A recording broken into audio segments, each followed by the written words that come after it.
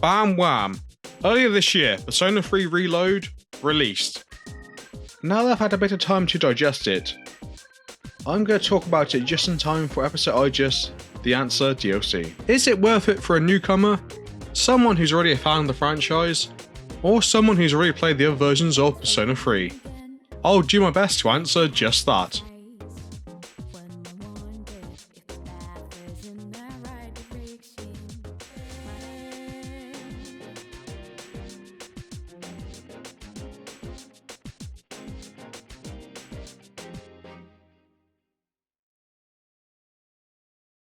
A quick check-in in my background before playing Reload.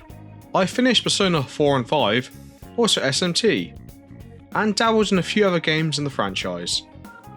I played the beginning parts of Persona 3 Portable, and played some of Persona 3 FES, and for some reason the second Persona 3 film, out of 4 in total. Since Persona 3 is kind of old, I did know some story spoilers beforehand. Well, let's go over the basics of the wider formula used in the Persona franchise. Well, Persona 3 to 5. Persona has two main pillars of gameplay. One is a turn-based RPG, which involves dungeons, collecting personas, aka demons to battle, exploiting enemy weaknesses, and so on. The other side of the coin is your everyday life, which involves things like going to school, making friends, improving oneself. So think of it as something like a visual novel, but there is a calendar in which time passes, and you can only really do a few things a day, so you have to learn time management. These two elements of gameplay synergize to create a very compelling game loop. For example, hang out with other people lets you make stronger personas to use in battle. We'll be going into more detail in some of these mechanics later. Or you can check out my video on Persona 4, in which I cover a lot of this stuff. So Persona 3 Reload is a remake of Persona 3. Persona 3 has some other versions such as FES and Portable. I'll be talking about these versions as well, in comparison to the remake. In terms of spoilers, I won't go over major story points beyond the first few months in game, until I do a spoiler section later in the video. But there will be some gameplay spoilers, such as later combat mechanics, dungeons, and also personas. A lot of footage you'll see in this video is taken from a New Game Plus run, so you'll see things like I have maxed social stats, for example. But the best place to start, like most things, is at the beginning of the game.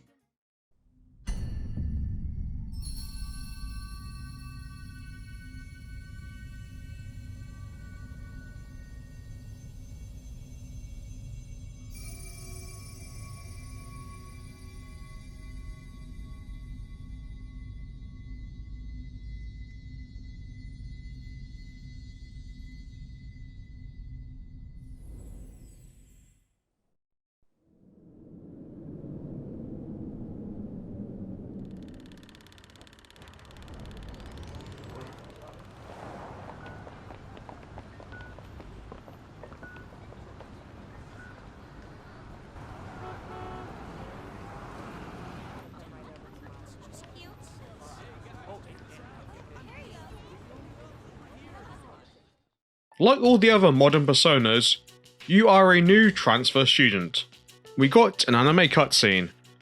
Our new protagonist gets off a train. We see some girl who looks like she's trying to shoot herself. The clock strikes midnight and stuff starts to get weird. We leave the anime cutscene. We walk to our dormitory in the green tinted sky. We get to the dormitory and some young boy wants us to sign the contract, and we do just that. We meet the gun girl called Yukari Tokuba, and another girl called Mitsuru Kirijo. Spoiler, they'll both become party members. It's late, so it's bedtime. We spend the next few days going to school, meeting side characters. We also meet Junpei Iori. We meet an older man called Shinju Ikutsuki. He and the others are monitoring us as we sleep. It's midnight, the sky turns green. Electronics stop working, people turn to coffins. We find out it's called the Dark Hour. It happens every day at 12 midnight. Some might say it's even a hidden hour. In our dream, we meet a long-nosed man called Igor in the Velvet Room. The next day during the dark hour,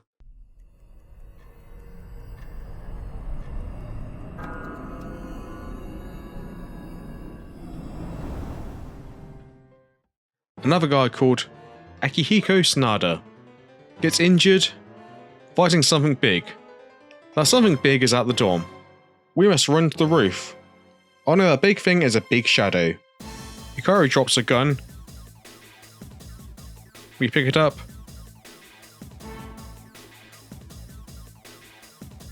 We say Persona and shoot ourselves in the head.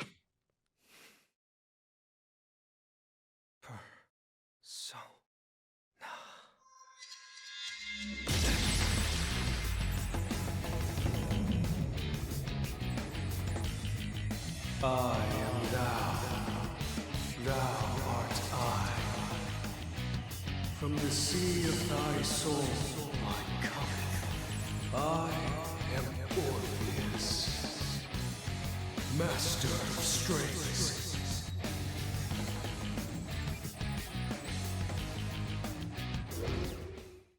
Summoning our Persona.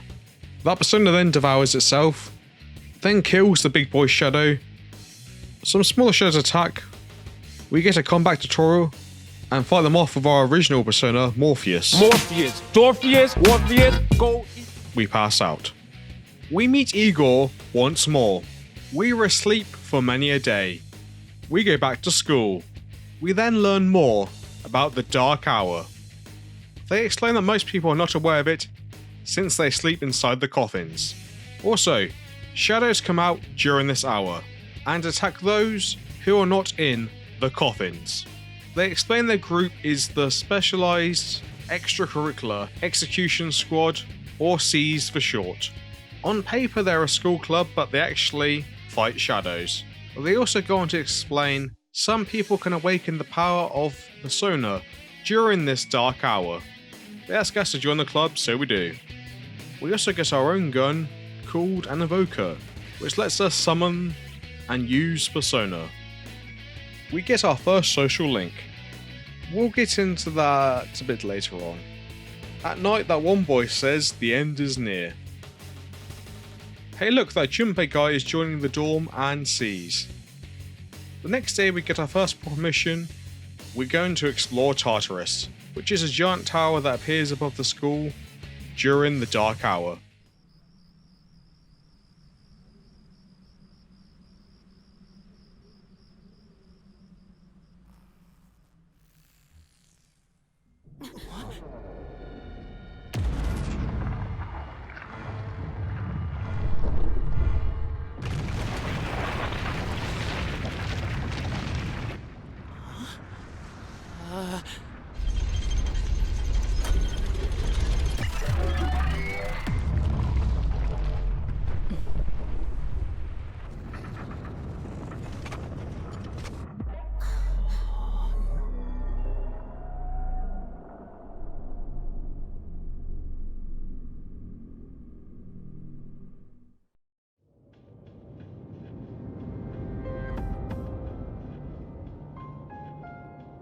This is Tartarus, the labyrinth that reveals itself during the dark hour.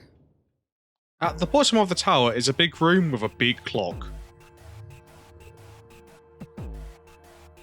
The door to the Velvet Room is there. In there, Igor explains we can use multiple personas. Our first run in Tartarus is just one floor, and all tutorials.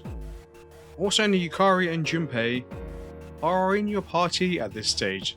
Mitsuru is on support and Sanada is still injured. We're only allowed to do one floor, so we leave after that. Mitsuru gives you a speech about school or something. We meet Sanada in the mall to buy some supplies. You can now turn on network functionality, which just lets you see what other people are doing, but now we're actually free to choose how to spend our time, which means we're in the main gameplay loop. Only took a few hours, which feels a bit shorter than 4 and a lot shorter than 5. So yes, we get to do what we want with our time. Just be mindful of that full moon, and that top right side of the screen next to the date. But enough about dates for now. As we dig into the combat side of the gameplay. The combat side of the gameplay takes place mainly in Tartarus. It consists of randomly generated floors that you must ascend. If you played 5, it's similar to Mementos, but unlike 5 there is no palaces. For reference, 4 had themed dungeons that also consisted of randomly generated floors. Like Mementos, there are different themed areas, so they haven't changed that much from the original Persona 3 games in theory. But the perspective has changed. Also, a lot of the floors seem shorter, but that could just be because you have a dash now. Tartarus has breakable elements that can drop items, and Twilight Fragments. Twilight Fragments can also be found outside of Tartarus and be given as rewards. They can be used to open certain chests and to heal at the big clock. You can also find these clocks when exploring Tartarus as well. Like the original, if you stay on one floor too long, a super boss called the Reaper can appear. He can be very deadly if you fight him underleveled.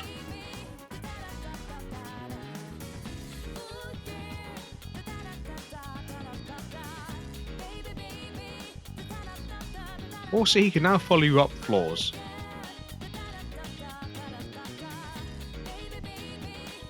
There are also these things called Modern Doors, which have optional battles and rewards. What they've done here for Tartarus is keep a lot of the core ideas from 3 and update and tweak them for the remake. This will be a common trend we will see in Reload. As mentioned earlier, the Extra Combat is a turn-based RPG where you exploit weaknesses. You can have a maximum party of 4. The rest of your party also wield personas that have their own strengths and weaknesses. As a protagonist, you have the option of choosing from multiple personas, allow you to swap them to match your party's needs, or just to deal with a certain enemy. When you exploit a weakness or land a critical hit, you down an enemy. When all enemies are down, you can do an all-out attack. All-out attacks do a lot of damage, and they end most fights, excluding boss fights, which can be a bit more tricky. One big change from the earlier versions of Persona 3 is that you can fully control your party. They did add that in Persona 3 Portable as well. They also added Shift, which works similar to Baton Pass from Persona 5. Hit a weakness, shift to another party member, so you can hit that weakness again to continue the shift.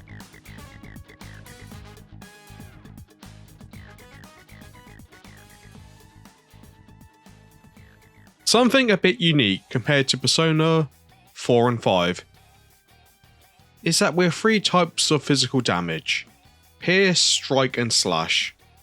We also have the standard fire, ice, electricity, wind, light and dark damage types. This is the same in the original game. Persona Needs Reload is Theurgy, which is a gauge that builds up over time and increases more when you do certain actions with certain characters. When a character's gauge is filled up, they can use a super ability. Freeze! Stay where you are!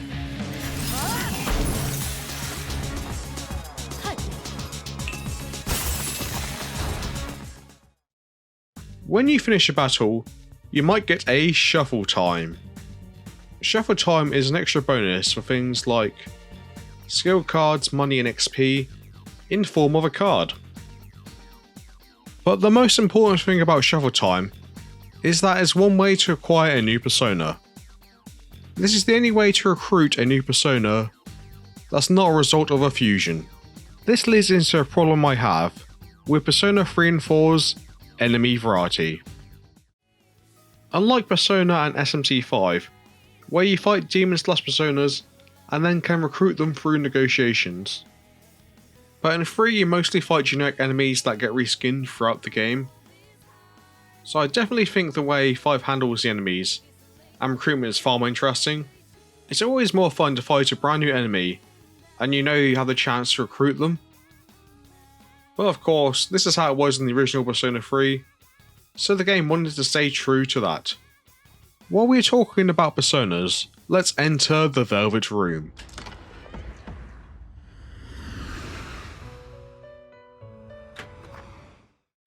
The Velvet Room is a place where you can fuse your recruited personas to make brand new ones. A new power emerges.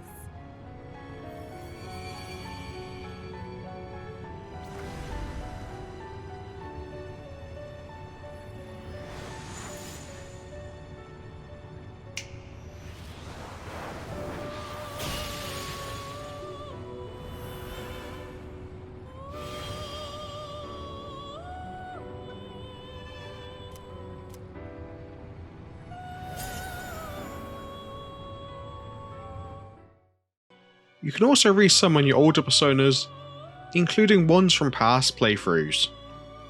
Not much more to add here apart from they added a bunch of quality of life stuff. But I think it's time we take a step to the social side of gameplay.7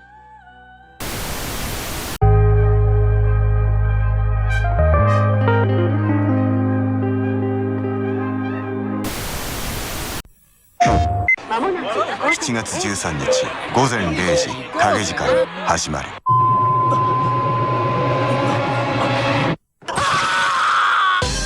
ペルソナ3アトラス。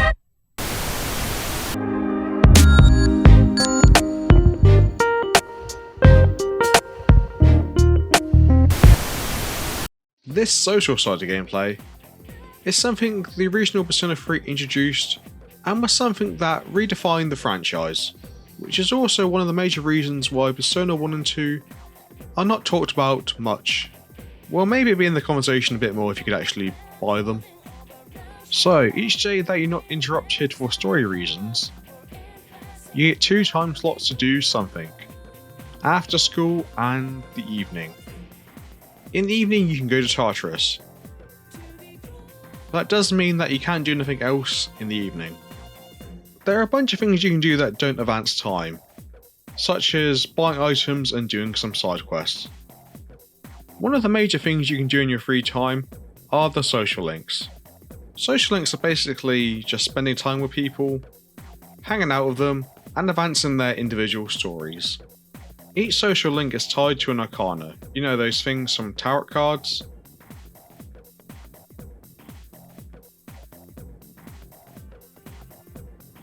Advancing social links give you benefits in combat, by giving you an XP boost when fusing new personas. Doing these social links also allows you to fuse brand new personas, synergizing both pillars of gameplay, the social sim element and the actual combat together. But since Persona 3 was the first to do it, there is one strange quirk from that game that kinda had to be carried over to the remake. There are no social links for your male party members. This is something they added in Persona 4 and 5, which makes sense since it gives you an opportunity to get to know them better.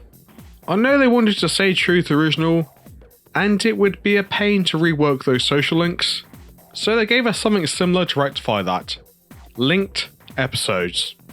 These linked episodes give us an opportunity to hang out with our male SEAS members and get to know them better. Some of these are time sensitive, so do them when they come up. Overall, the social links are fairly good and free, considering it was the first time around. There are some weak ones, but we got some strong ones too. The other activities you'll be doing in your free time is stuff to raise your social stats.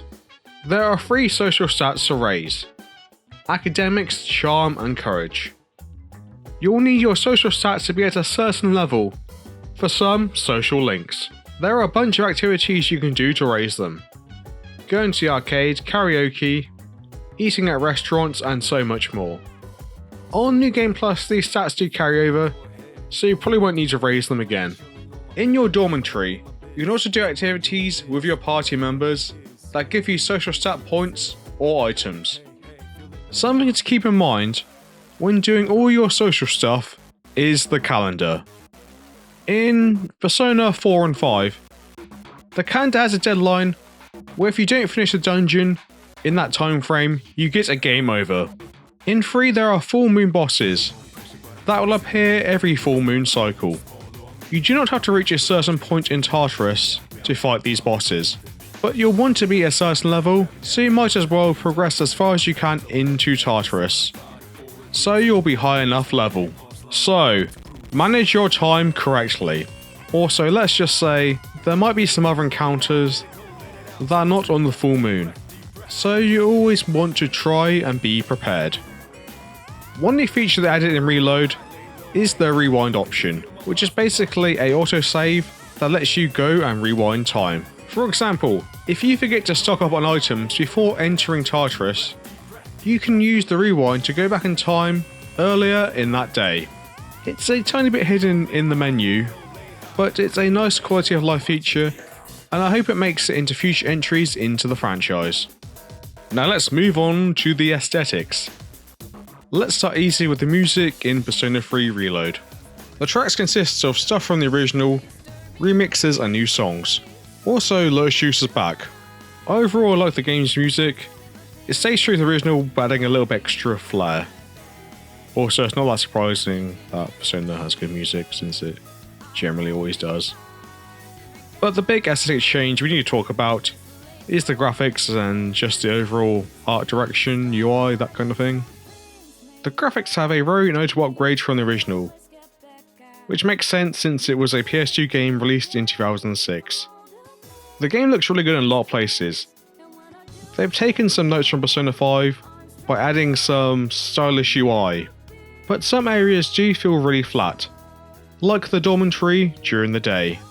But during the dark hour it looks really good, highlighted by the green light, but during the day not so much. It's a shame since it's an area you're going to spend a lot of time in. Maybe since the game is quite stylish it stands out even more. Maybe it's just a time and money constraint. But to the best of memory, Persona 5 felt like every area had a touch of flair. I wouldn't call any part of it flat, but overall the game looks good. It's going to be a lot more palatable than the original game to new players. Especially Persona 3 Portable, which was heavily compromised to fit on the PSP back in the day. And that version is the only version of Persona 3 that you can still buy. But enough of that, let's talk about the story. This is not the spoiler section yet, so I won't be getting into many of the finer details, but in terms of the main story, Persona 3 is the best in the series I've played so far. The main reason for that is history. A lot of members of SEES have some sort of history or conflict with each other. Unlike 4 and 5, the supernatural threat The Dark Hour has been going on for 10 years, meaning a lot of stuff has already gone down, and it's a mystery to uncover as you play through the game. Another interesting tidbit is that the SEES members don't really start as friends, they're just there as part of the people who can sort of solve the problem. So it also makes for another interesting dynamic as well.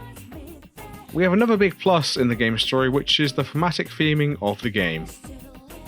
I can't say too much in this non-spoiler section. That thematic through line really does well for a lot of the game's story and for its social links. So overall, yes, I would say the game is worth playing if you never played 3 before. It's a good place to start if you're new to the series, or if you've played 4 and 5.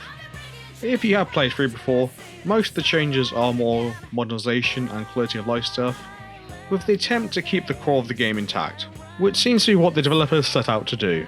Most negativity seems to come around from people who've already played the original Persona 3.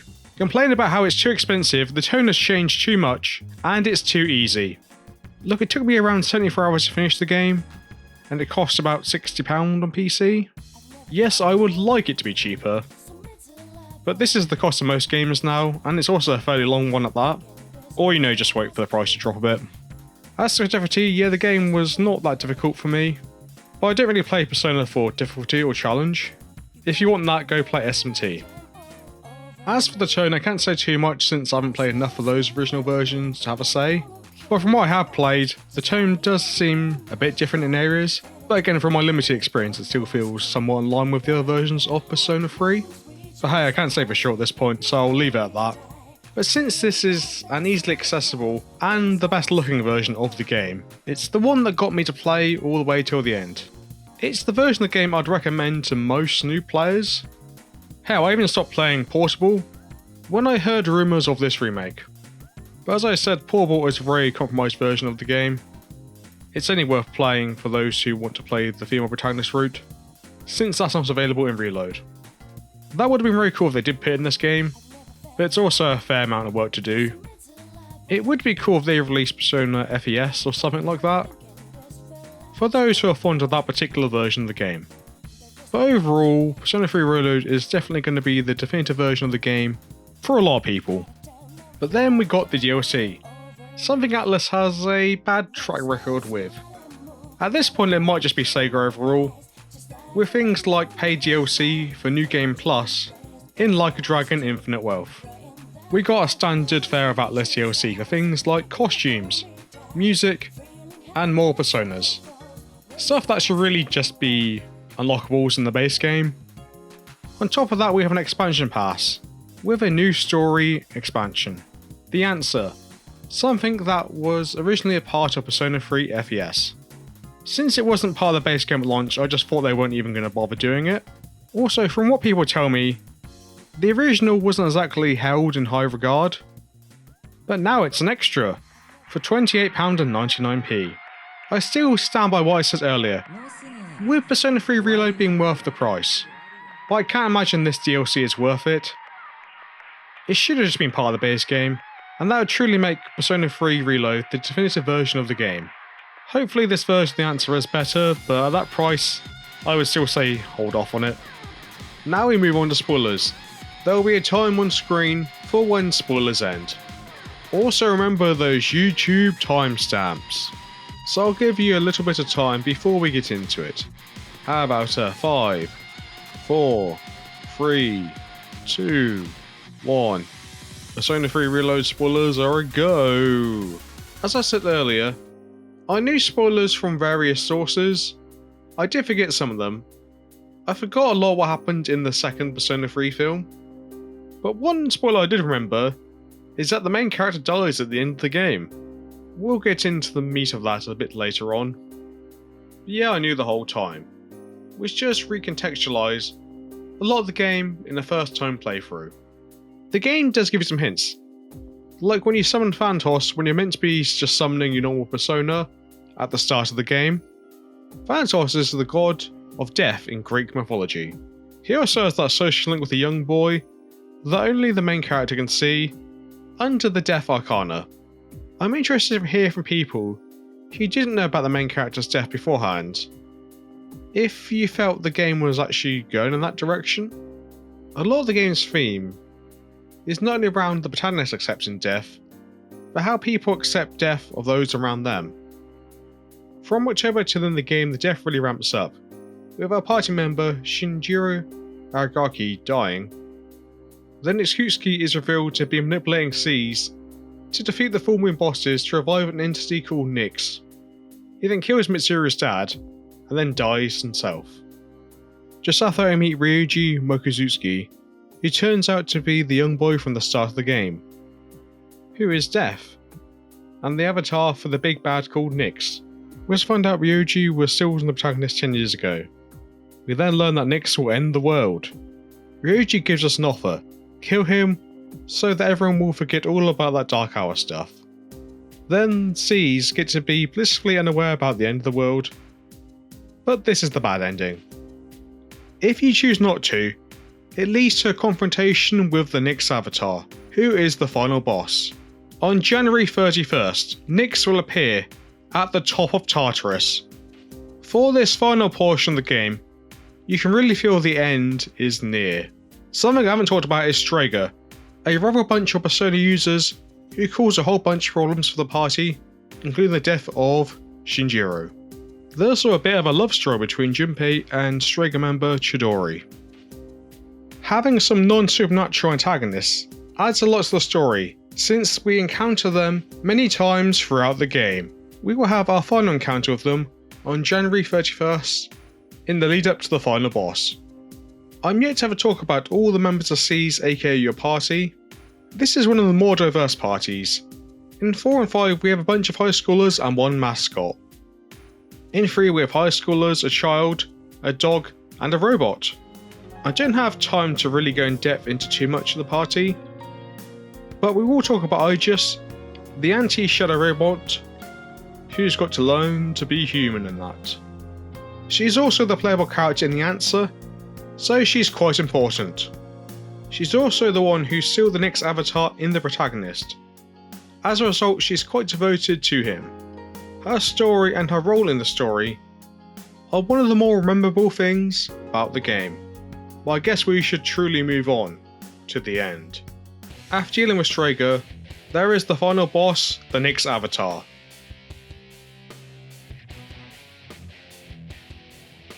As the final boss goes, it's not too difficult. The boss does a gimmick that it switches its arcana when you hit certain damage thresholds. It keeps doing this until it reveals its final form.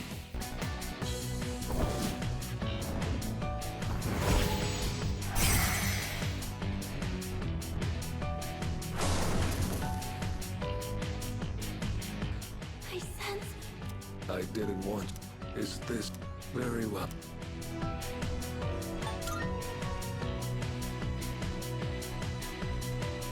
But at this point the game is not really too difficult to handle. keep it together. Help us.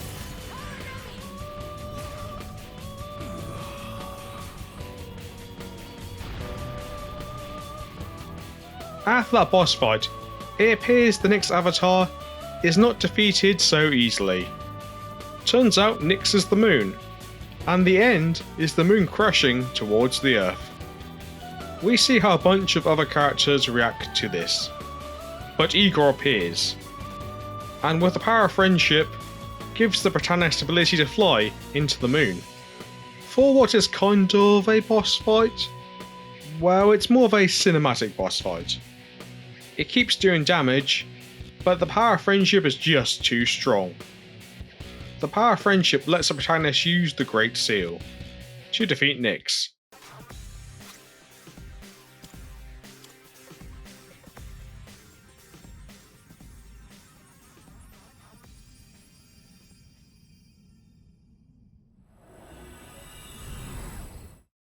I will. The protagonist reunites with the party. This section was cool. I like the idea of using the turn-based battle system as a cinematic. It does break up what would just normally be a bunch of cutscenes, but there is still a bit more before the end of the game. About a month later we find things are back to normal, but it would seem our protagonist is quite tired, and everyone has forgotten about the Dark Hour and the events surrounding them. So the Siege members have lost their memories, and it's a day before graduation. On this day you get to speak to, or get more closure from, the social links that you have finished. I did not finish all the social links in this playthrough, but I got a good number of them. I guess you could call this a bit of an epilogue for those social links. A good nice extra little bit before we close out the game. But now it's time for graduation. It seems Aigis has her memories. Before the Battle of Nyx, the members of Siege promised to meet on the roof at the end of graduation, even if they lost their memories. Aigis says we should go to the roof now. Aigis helps the protagonist there. During the graduation speech, the Siege members recover their memories and run to the roof, as we reach the end.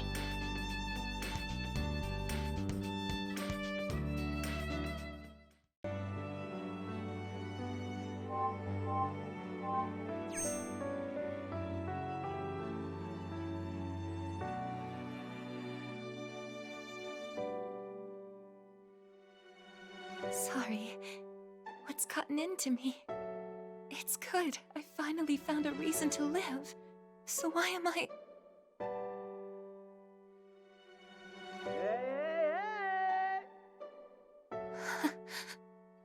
They're here. I see it now. I have friends. We support each other through thick and thin. Not everything needs to be for some greater purpose. Just caring about someone can be enough. That's all we need to give our lives meaning. As for me, I found my path. And that's to protect you with my life.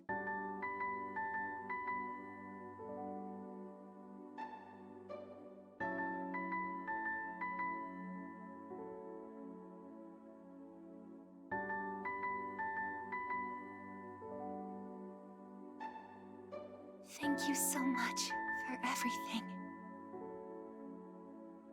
You must be tired.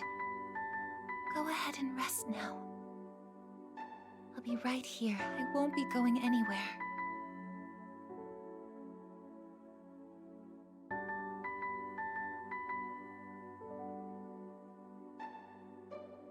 In a moment, the others will be joining us.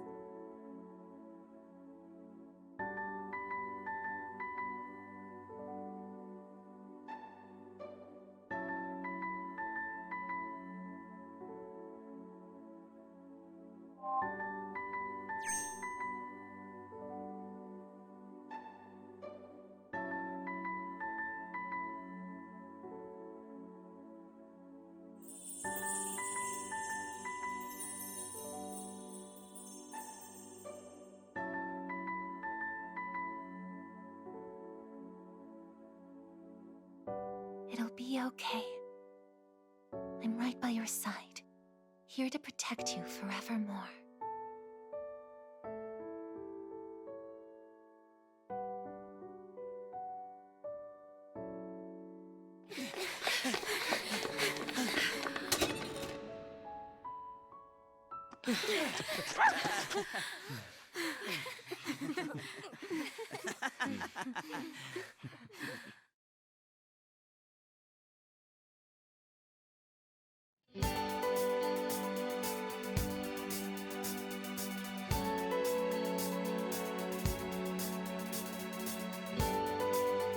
So I guess at the end the protagonist closes their eyes for the last time. When I heard the protagonist dies, I thought it'd be a bit more he dies, everyone reacts, a bit more cut and dry. I kinda wanna see how everyone reacts, like maybe a few minutes later. The game does heavily imply the death. I guess the answer will give us, well, more answers. I do wonder, if they weren't going to do the DLC, maybe we would get a little bit more in the base game. Let me know if you didn't know the protagonist died right away, but it was a very nice somber ending to a good game. But hey, get those answers for only $28.99, but I think that's it for the spoilers. So we come to the end of the video.